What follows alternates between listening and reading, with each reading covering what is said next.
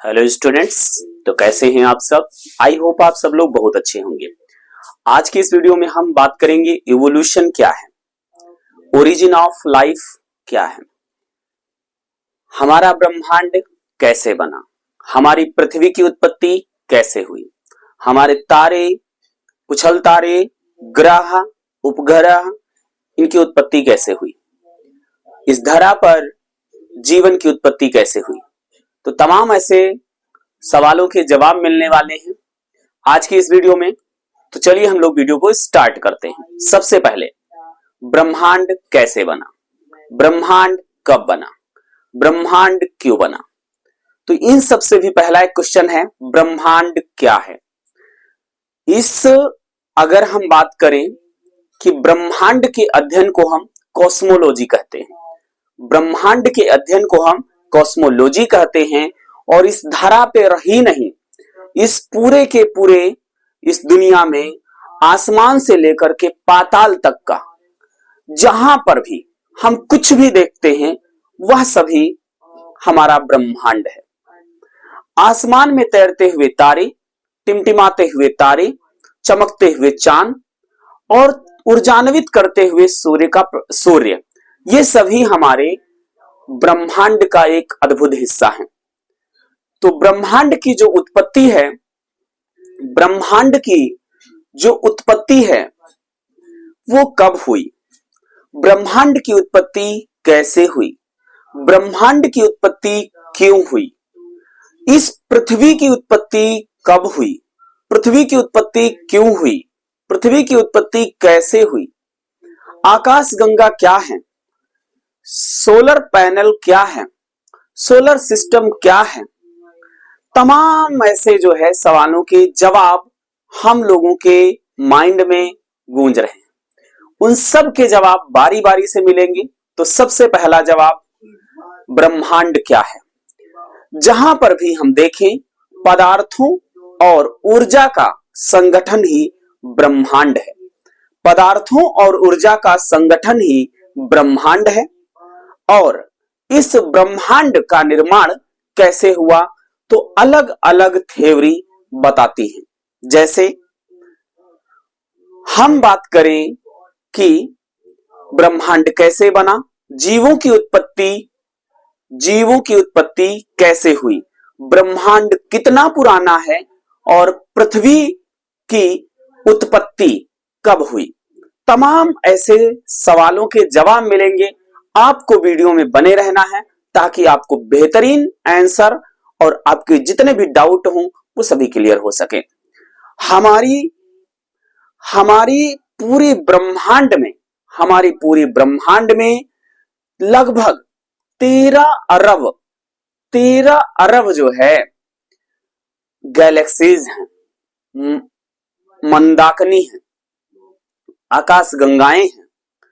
और हर एक आकाश गंगा में सूरज है, चंद्रमा है, ग्रह हैं। जैसे अब हम बात करते हैं कि ब्रह्मांड या जो ग्रह, पृथ्वी, ये सब कैसे बने। बिग बैंग थ्योरी की बात माने, जैसे उससे बिग बैंग थ्योरी को समझने से पहले जैसे हम बात करें कि मायर ने सन 1970 में बताया कि जो जैव विकासीय विज्ञान है, सबसे पहले इसको कॉस्मोलॉजी कहा ही नहीं गया। आधुनिक में अगर बात करें तो अब इसे हम कॉस्मोलॉजी कहते हैं, कॉस्मोलॉजी को हम खगोल विज्ञान कहते हैं। लेकिन सन 1970 में जैव विकासीय विज्ञान यानी कि इसे हम इवोल्यूशनरी बायोलॉजी कहते थे या इवो बायोलॉजी कहते थे। इस शब्द का प्रयोग मायर ने सन 1970 में किया था। इस पूरे ब्रह्मांड में बहुत सारी आकाश गंगाएं हैं, बहुत सारे सूरज हैं, बहुत सारे चंद्रमा हैं, बहुत सारी पृथ्वी हैं। क्योंकि अगर हम पूरे ब्रह्मांड की बात करें तो पूरा ब्रह्मांड अभी तक ज्ञात ही नहीं हो पाया। जितने भी आंकड़े दिए जाते हैं वो ज्ञात ब्रह्मांड, जो प्रकाशमय ब्रह्मांड है, उसी से दिए जाते हैं।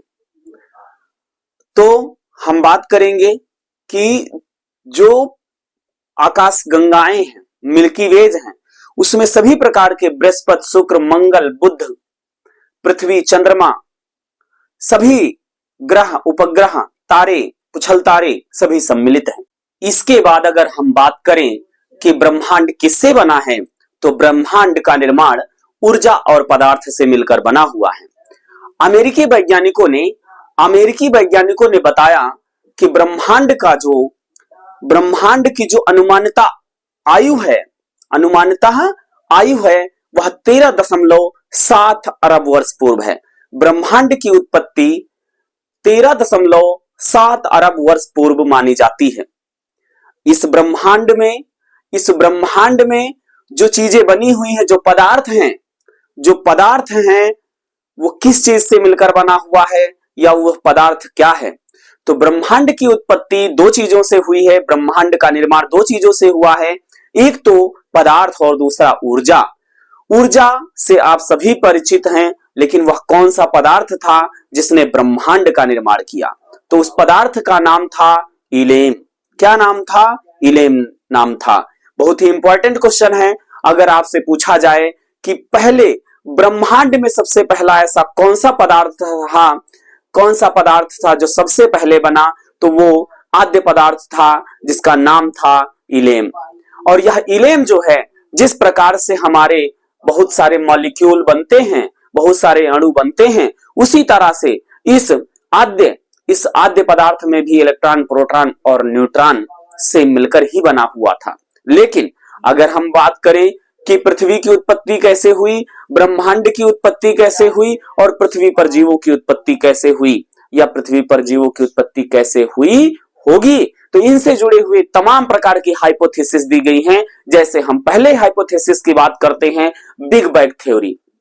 बिग बैंग थ्योरी क्या है, जिसे हम बिग बैंग थ्योरी कहते हैं, ये किसके द्वारा प्रपोज्ड की गई है? ये तमाम ऐसी बातें हम लोग बिग बैंग थ्योरी में जानने वाले हैं। तो सबसे पहले हम बात करते हैं इस थ्योरी को किसने प्रपोज्ड किया था। तो हम बात करते हैं कि बिग बैंग थ्योरी क्या है और बिग बैंग थ्योरी को किसने प्रपोज्ड किया। तो बिग बैंग थ्योरी को यहाँ पर अगर हम बात करें, बिग बैंग हाइपोथेसिस जो है, यहाँ पर लेमेत्रे एंड गैमो एंड डिके, यहाँ पर आप देख सकते हैं जो डिक हैं, इन्होंने इस 1931, 1948 और 1964 में इन वैज्ञानिकों ने इनका समर्थन किया, बिग बैंग थ्योरी का समर्थन किया और बताया कि जब ब्रह्मांड का निर्माण हो रहा था, तो ब्रह्मांड का निर्माण कैसे हुआ। इन्होंने अपने बिग बैंग थ्योरी में बताया कि जो पदार्थ थे, जो कण थे, जो प्रतिकण थे, जो छोटे बड़े अणु थे, छोटे बड़े पदार्थ थे, इन दोनों में क्या हुआ, बड़ा ही तेजी के साथ में प्रतिकर्षण हुआ और प्रतिकर्षण के कारण विस्फोट हुआ और विस्फोट से क्या हुआ कि नए नए पदार्थ बने और नए नए जब पदार्थ बने, जैसे उसमें हाइड्रोजन का निर्माण हुआ। हाइड्रोजन का जब निर्माण हुआ तो हाइड्रोजन के मिलने से हीलियम का निर्माण हुआ और इसी तरह से हीलियम में और एक हाइड्रोजन मिलने से एक और तत्व का निर्माण हुआ और फिर हीलियम में दो हाइड्रोजन मिलने से एक नए तत्व का निर्माण हुआ। इस प्रकार से नए नए पदार्थ बनते रहे, नए नए मॉलिक्यूल्स बनते रहे और इसीलिए आज भी देखा जाता है कि कुछ ऐसे ग्रह हैं, कुछ ऐसे तारे हैं, कुछ ऐसे पुछल तारे हैं, कुछ ऐसे ग्रह हैं, कुछ ऐसे उपग्रह हैं जो आज भी विस्फोटक का कार्य करते हैं। आज भी जो है वो प्रज्वलित होते हैं, आज भी वो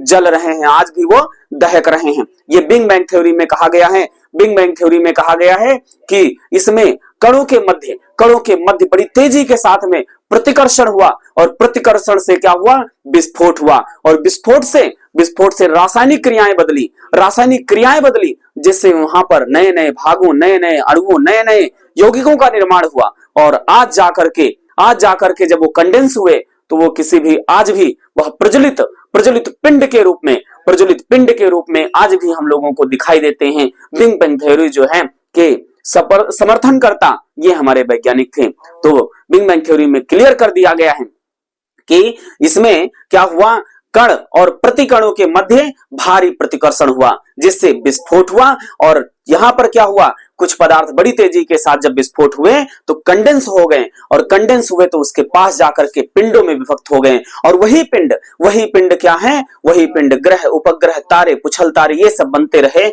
और इसीलिए कुछ ग्रह आज भी, कुछ पिंड आज भी प्रज्वलित होते रहते हैं according to big bang theory. अब हम नेक्स्ट थ्योरी की बात करते हैं, तो अब हम नेक्स्ट हाइपोथेसिस की बात करते हैं। नेक्स्ट हाइपोथेसिस जो हमारा है न्यूबुलर जो हाइपोथेसिस है, न्यूबुलर हाइपोथेसिस जो है वो कांट और लाप्लास के द्वारा प्रस्तुत किया गया था। इसमें बताया गया कि जो हमारा अंतरिक्ष में जो पिंड था बहुत ही तप्त था और घूर्णी गति के कारण जो है हमारी पृथ्वी का निर्माण हुआ, और उसकी उम्र जो है 4.6 अरब वर्ष पूर्व मानी जाती है। 4.6 अरब वर्ष से 5 अरब वर्ष पूर्व मानी जाती है। लेकिन अगर हम बात करें, इसमें बताया गया कि सबसे पहले तप्त और घूर्णित गति के कारण सूर्य का निर्माण हुआ और फिर धीरे धीरे क्या हुआ कि उसी से हमारा पूरा का पूरा जो सोलर सिस्टम था उसकी उत्पत्ति हुई। लेकिन बहुत सारे हमारे आधुनिक वैज्ञानिकों ने, जैसे आर्नियस और भी बहुत सारे वैज्ञानिकों ने इस न्यूबुलर हाइपोथेसिस को गलत बताया, और उन्होंने बताया कि पृथ्वी की जो उत्पत्ति है वो 4.6 अरब वर्ष ही है, 4.6 अरब वर्ष ही है। लेकिन पृथ्वी पर या हम अगर बात करें पूरे यूनिवर्स में पृथ्वी की उत्पत्ति या सोलर सिस्टम की उत्पत्ति उस प्रकार से न्यूबुलर सिस्टम से नहीं हुई, न्यूबुलर हाइपोथेसिस से नहीं हुई। इन्होंने बताया कि जैसे पहले बहुत सारा जो घूर्णित या संगनित जो पदार्थ था उससे हमारा का पूरा सूर्य का निर्माण हुआ, और सूर्य का निर्माण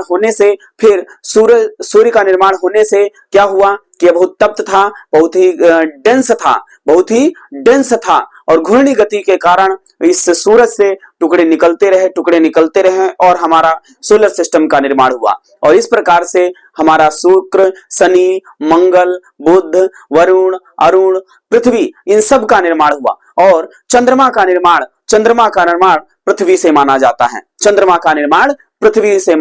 है। अब हम बात करेंगे पृथ्वी पर जीवों की उत्पत्ति कैसे हुई, origin of life on earth. बच्चों अब हम लोग पढ़ेंगे ओरिजिन ऑफ लाइफ मींस जीवन की उत्पत्ति कैसे हुई और कब हुई, क्यों हुई, कहां पर हुई। तो जीवन की उत्पत्ति पृथ्वी पर हुई, कब हुई, कहां पर हुई, कैसे हुई, ये हम बात करेंगे। तो इसको लेकर के कैसे हुई बहुत सारे मत दिए गए हैं। तो यहाँ पर एक मत की बात करते हैं हम, यहाँ पर लिखा हुआ है, इसे आप देख रहे हैं स्पॉन्टेनियस जो है जनरेशन, स्पॉन्टेनियस जो जनरेशन है इसी को हम एक और नाम से जानते हैं जिसे हम आबायोजेनेसिस कहते हैं। आबायोजेनेसिस को हम एक और नाम से जानते हैं, ऑटोजेनेसिस कहते हैं। अब जो ये ऑटोजेनेसिस है इसका मतलब होता है, कहा गया है, इस सिद्धांत में बताया गया है, हमारे थेल्स नामक वैज्ञानिक, अरस्तु हैं, बहुत सारे वैज्ञानिकों ने ये बताया है कि निर्जीव पदार्थों से ही, इस थ्योरी में बताया गया है कि जो सजीव पदार्थ होते हैं उनकी उत्पत्ति निर्जीव पदार्थों से होती है। जैसे यहां पर आप देखें कि 624 बीसी से लेकर के 300 सालों यानी कि आज से 300 साल पहले तक का लोग यही मानते रहे हैं कि जितने भी सजीव, जितनी भी जातियां, जितने भी जंतु, जितने भी जीव बने हैं वो सभी निर्जीव पदार्थ से बने हैं। यहां तक कि हमारे वैज्ञानिक हैं जिन्हें हम वान हेलमोंट के नाम से जानते हैं। इन्होंने तो हद कर दी सन 1642 में। सन 1642 में इन्होंने एक बंद अंधेरे कमरे में एक कमीज लिया, एक शर्ट लिया, एक कपड़ा लिया और उसको पसीने में मिला लिया। पसीने में मिलाने के बाद में यहां पर देखेंगे गेहूं ले लिए, उस कमीज में गेहूं ले लिया। अब गेहूं में, उस कमीज में क्या था, पसीना था, गेहूं ले लिया, ठीक है, और क्या करा, अंधेरे कमरे में रख दिया। और अंधेरे कमरे में रखा तो 21 दिन के बाद में उन्होंने दावा दिया कि इसमें क्या बन गए भाई, चूहे बन गए। यहां तक कि उस सदी में अगर हम बात करें, उस समय में बात करें, तो बहुत सारे हमारे ऐसे वैज्ञानिक थे जो लोग ऑफ कोर्स बड़े दावे के साथ कहते थे कि पसीने से, कीचड़ से या गंदगी से, धूल से, कचरे से ही सजीव यानी कि निर्जीव पदार्थ से ही सजीव पदार्थ का निर्माण होता है, यानी निर्जीव पदार्थों से ही सजीव पदार्थ बनते हैं, जीवधारी का निर्माण होता है। और ये सारी थ्योरी जो है स्पॉन्टेनियस जनरेशन, अबायोजेनेसिस या ऑटोजेनेसिस के नाम से जानी जाती है, जिसे हम कहते हैं अजीवोत जीवात्पत्ति। मतलब निर्जीव पदार्थों से जीवों की उत्पत्ति के बारे में यहां पर इसमें हम लोग पढ़ते हैं, जिसे हम स्पॉन्टेनियस जनरेशन कहते हैं, या स्पॉन्टेनियस यहां पर हम देखेंगे जनरेशन कहते हैं, जिसे अबायोजेनेसिस कहते हैं। ठीक है भाई। अब यहां तक कि कुछ लोग तो आज भी इस बात का दावा करते हैं कि गधे के मूत्र से क्या हो जाता है, बिच्छू का निर्माण हो जाता है। आज तक का लोग भी मानते हैं कि गधे के मूत्र से बिच्छू का निर्माण होता है। पसीने से, मल से, मैल से, जू, खटमल, लीचर, इन सब का निर्माण होता है। ठीक है। लेकिन धीरे धीरे जब जीवधारी विकसित होते गए और उनमें देखा गया कि भैया जनन जीवधारी कर रहे हैं, जीवधारी जनन करके जीवधारी को जन्म दे रहे हैं, तो अरस्तु ने कहा कि जब जीवधारी विकसित हो जाते हैं तो वह स्वयं जनन के द्वारा नए जीवों को उत्पन्न कर लेते हैं। लेकिन अभी इस बात को मानने से इनकार कर रहे थे कि नई जातियों की उत्पत्ति भी जीवित पदार्थों से होती है। क्यों? क्योंकि वो आज भी मान रहे थे कि सिर्फ और सिर्फ बड़े जातियों का विकास ही जनन के द्वारा होता है, बल्कि नई जातियों की उत्पत्ति आज भी निर्जीव पदार्थों से ही होती है, कीचड़ से होती है, पसीने से होती है, कचरे से होती है। तो ये चीजें हम लोग इस सिद्धांत में पढ़ते हैं। और अब हम देखेंगे कि नेक्स्ट जो है उसमें, और यहां पर बहुत सारे वैज्ञानिकों ने निर्जीव पदार्थों से सजीव पदार्थ के उत्पन्न करने के बारे में बहुत सारे एक्सपेरिमेंट भी किए हैं। तो वो कौन कौन से वैज्ञानिक हैं? देखिए, हम चारों एक साथ नहीं लिख सकते, इसलिए हम लोग एक एक समझते रहेंगे और उनके उदाहरण भी देते रहेंगे, उदाहरण भी लिखते रहेंगे। तो कौन कौन से वैज्ञानिक हैं, चलिए हम बात करते हैं वन बाय वन। अब हम लोग पढ़ेंगे कौन सा सही है, अजीवात जीवोत्पत्ति या जीवात जीवोत्पत्ति। तो यहां पर हम बात करेंगे कि सबसे पहले कंट्रोवर्सी को देख लेते हैं कि जीवों से जीव की उत्पत्ति होती है या निर्जीव पदार्थों से जीव की उत्पत्ति होती है। तो यहां पर हम कंट्रोवर्सी ऑफ अबायोजेनेसिस मींस अजीवात जीवोत्पत्ति की जो कंट्रोवर्सी है, विवाद है, उसमें क्या कहा गया है कि जो हमारे हार्वे नामक वैज्ञानिक जो है सन 1651 में और हक्सले नामक वैज्ञानिक सन 1870 में, इन्होंने क्या करा, इन्होंने जीवात जीवोत्पत्ति को लेकर के एक बड़ा बयान दिया। और इन्होंने बताया कि जीवों से ही जीव की उत्पत्ति होती है, और जीवों से ही जीव की उत्पत्ति होती है। यह शब्द बड़ा जरूरी है, आपको याद होना चाहिए कि ओमनीज ओवम ई विवो, जिसे हम बायोजेनेसिस कहते हैं। और इनके सिद्धांत को लेकर के, इनके समर्थन को लेकर के हमारे एक वैज्ञानिक हैं जिन्हें हम फ्रांसिस्को रेड्डी के नाम से जानते हैं। इन्होंने सन 1668 में एक एक्सपेरिमेंट किया। बहुत ही प्यारा एक्सपेरिमेंट है, बहुत ही जबरदस्त एक्सपेरिमेंट है। उन्होंने क्या करा, उन्होंने दो जार लिए, दो कांच के बर्तन लिए, और उन बर्तनों में क्या करा, मांस यानी मछली का मांस कह लीजिए या सांप का मांस कह लीजिए, या आप इन शॉर्ट आप कह सकते हैं कि मांस के टुकड़े लिए, और दोनों जारों में मांस के टुकड़ों को उबाल लिया, यानी कि उबले हुए मांस को कह लीजिए, उबले हुए मांस के टुकड़ों को रख लिया। और एक जार में क्या करा भाई, कागज परचमेंट पेपर लगा दिया, दूसरे को खुला छोड़ दिया। जब एक खुले वाले जार में मक्खियां जाती,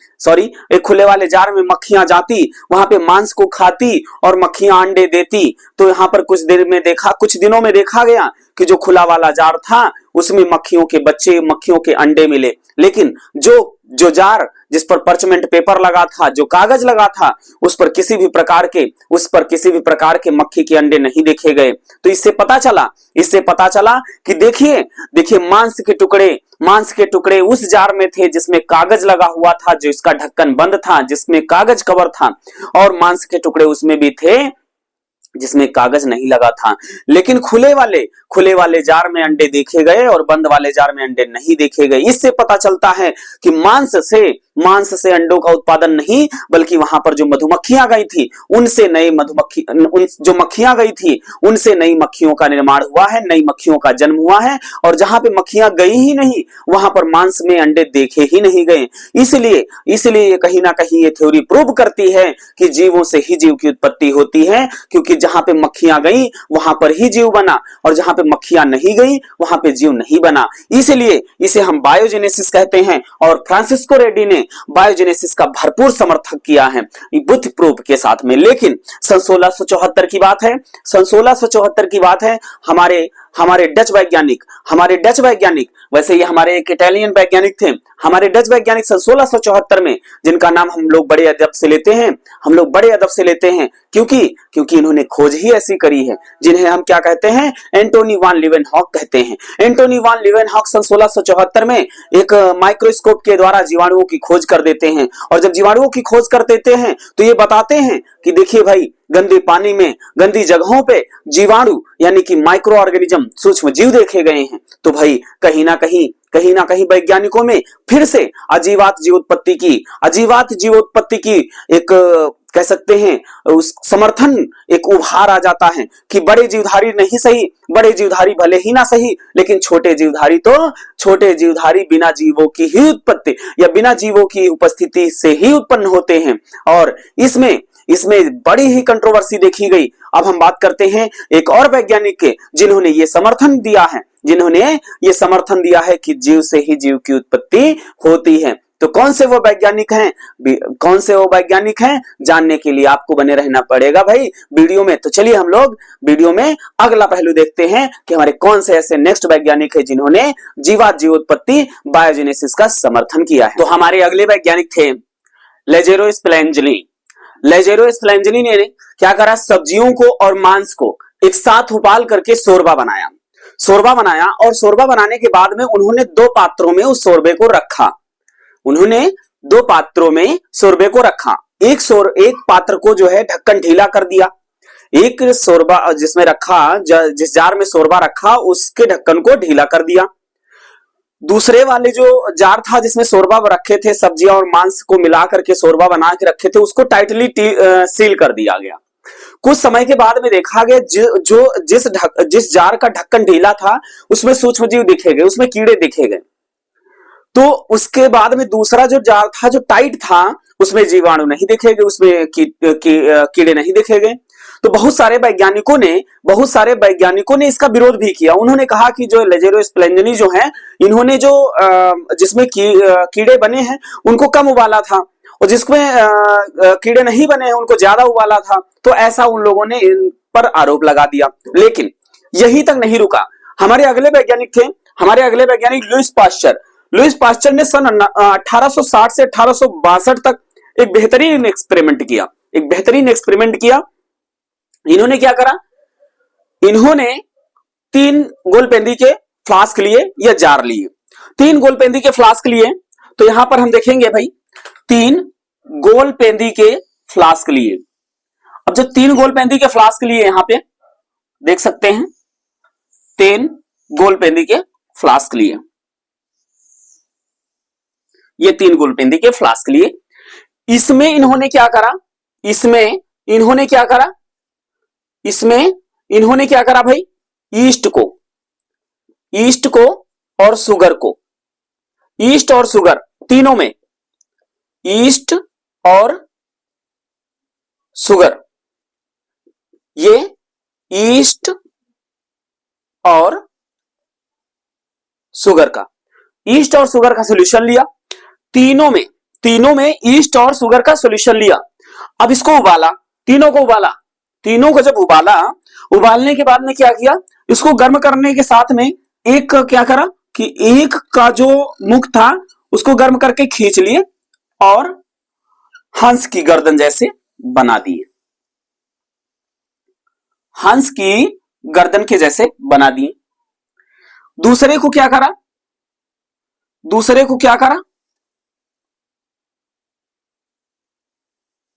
ऐसे कर दिए। और तीसरे में कुछ करा ही नहीं। कुछ समय के बाद देखा गया, इसमें ये जो एक्सपेरिमेंट किया गया, ये फ्रांसिसियो जो हमारे फ्रांसीसी वैज्ञानिक हैं, लुइस पास्चर, फ्रांसीसी वैज्ञानिक हैं हमारे, फ्रांसीसी वैज्ञानिक हैं लुइस पास्चर। इन्होंने ये इस एक्सपेरिमेंट को करा तो कुछ दिन के बाद में देखा कि इस पात्र में जो सी नंबर पात्र है, इसमें देखा गया कि सूक्ष्मजीव देखने को मिले, कीड़े देखने को मिले। इसमें देखा गया, इसमें अगर सपोज दैट माने कि हम यहाँ पे 8 दिनों में देखा गया, तो यहाँ पर 21 दिन के बाद देखा गया। यहाँ पर देखा ही नहीं गया सूक्ष्मजीवों को। क्यों?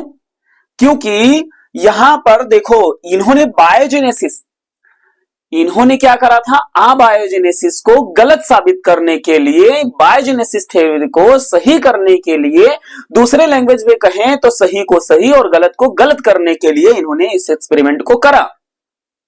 और इन्होंने देखा गया कि इम्प्योर जो एयर है वो सीधे जाके इसमें मिल जा रही है। तो जो बैक्टीरिया है, जो माइक्रो ऑर्गेनिज्म है, यहाँ पे जाएंगे जब किण्वन कराएंगे तो भैया सूक्ष्म जीव पहुंच गए तो बड़े जीवधारियों का जन्म होना तय है, विकसित होना तय है, क्योंकि जीवात जीव उत्पत्ति, जीवों से ही जीव की उत्पत्ति होती है, बायोजेनेसिस।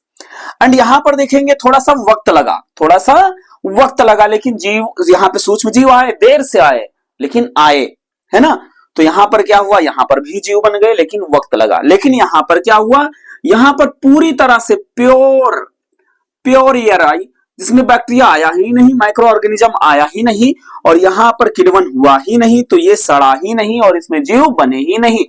तो इस प्रकार से जीवों से ही जीव की उत्पत्ति होती है। बायोजेनेसिस की थ्योरी जो है यहां पर इस सिद्धांत के बाद में सिद्ध हो जाती है।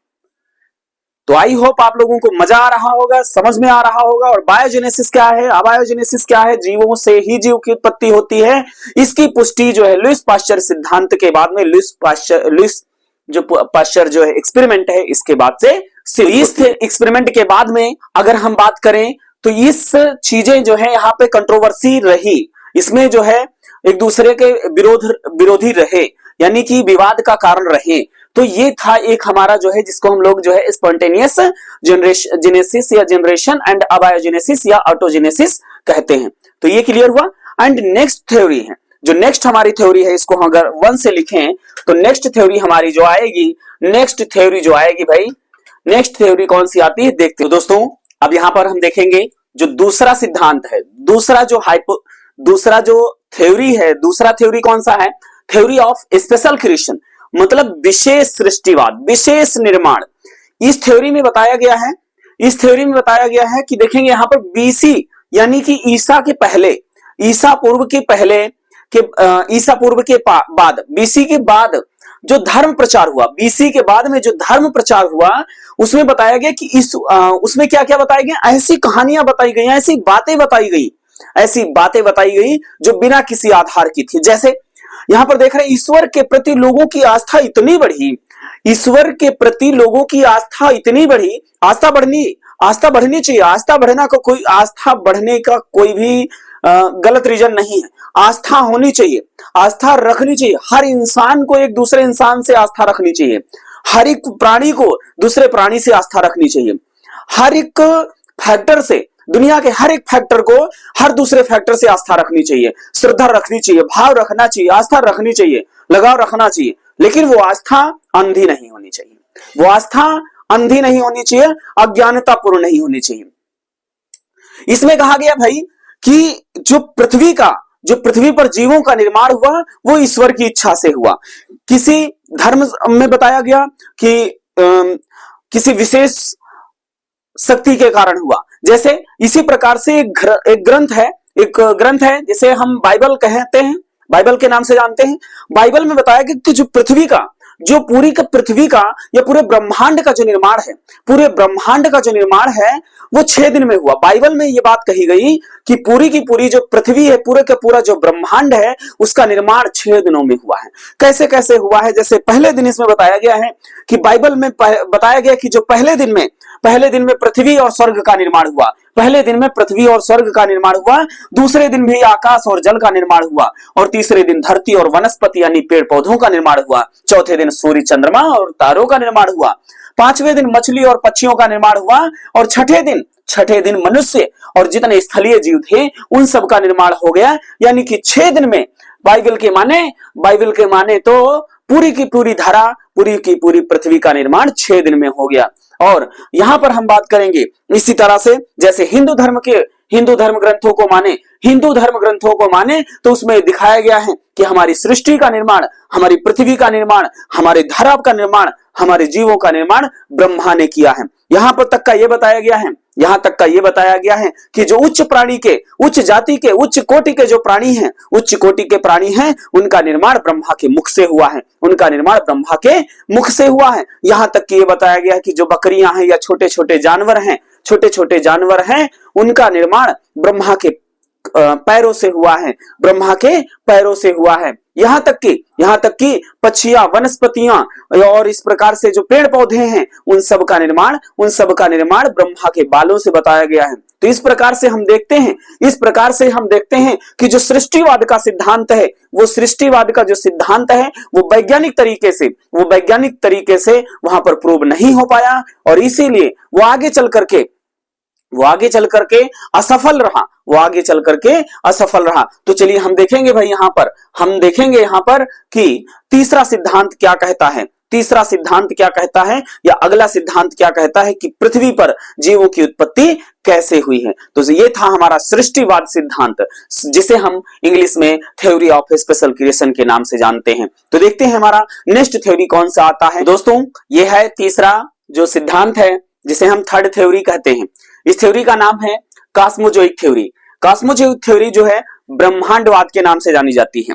यहाँ पर बताया गया है कि जीवों की उत्पत्ति कैसे हुई है। तो यहाँ पर बहुत सारे हमारे ऐसे वैज्ञानिक हैं जिन्होंने ये बताया है कि पृथ्वी पर जीवों की उत्पत्ति पृथ्वी पर स्वयं से भले ही नहीं हुई है, लेकिन यहाँ पर पूरे ब्रह्मांड में जीव द्रव्य उपलब्ध है।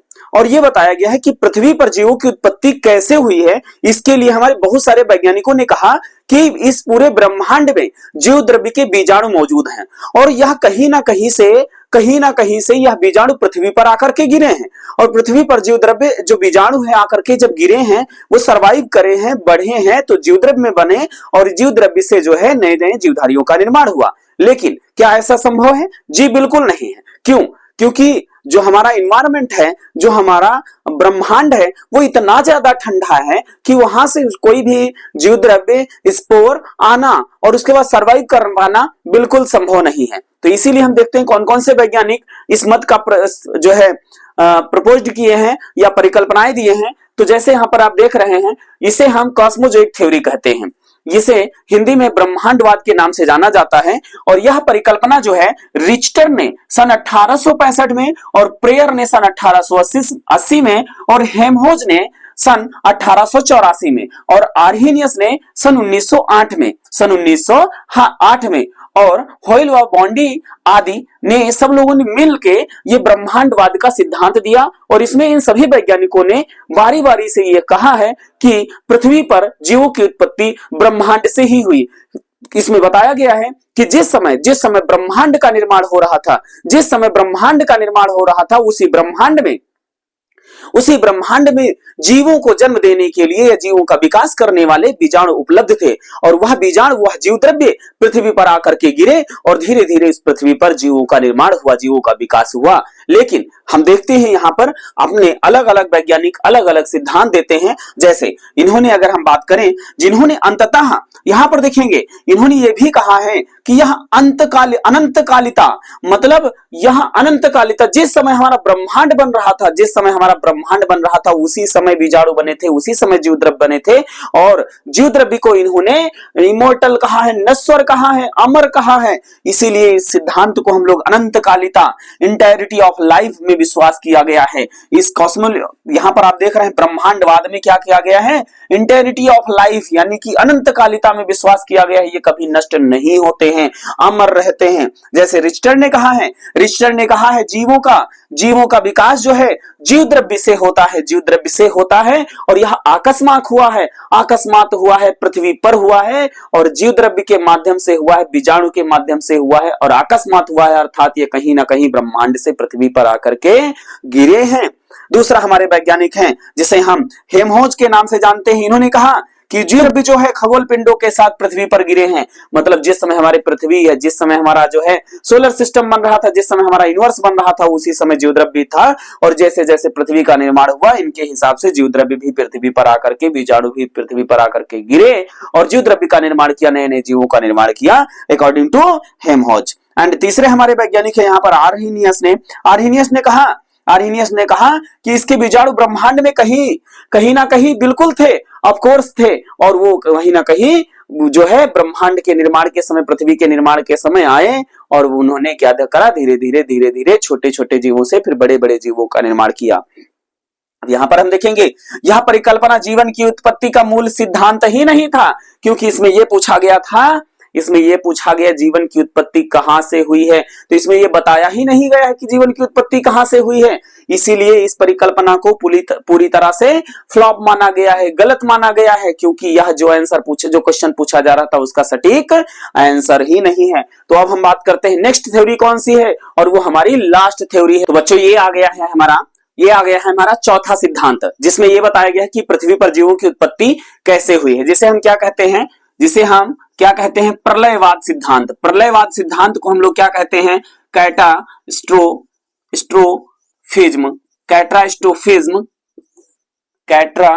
कैटास्ट्रोफिज्म यहाँ पर एंड सडन क्रीशन मतलब अचानक से इसमें बताया गया, हमारे एक वैज्ञानिक है क्यूयर, उन्होंने बताया कि पृथ्वी पर समय समय पर क्या आते रहते हैं, पृथ्वी में बदलाव आते रहते हैं, पृथ्वी में प्रलय आती रहती है, पृथ्वी तहस नहस हो जाती है, बड़े बड़े हिमालय पर्वत धस जाते हैं, खाई बन जाते हैं, सागर बन जाते हैं।